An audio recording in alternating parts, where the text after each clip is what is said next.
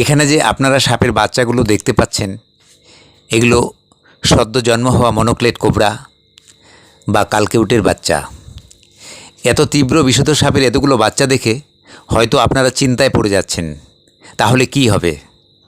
আপনারা হয়তো জানেনই না যে ছুঁচো, ব্যাঙ, বিভিন্ন পাখি, গোসাপ, বেজি, ভাম,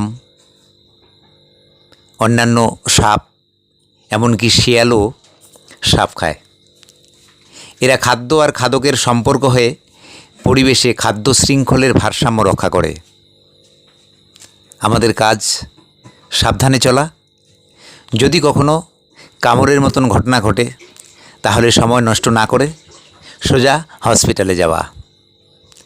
সাপকে ভয় নেই, তার জন্য দরকার সাবধানতা, সচেতনতা।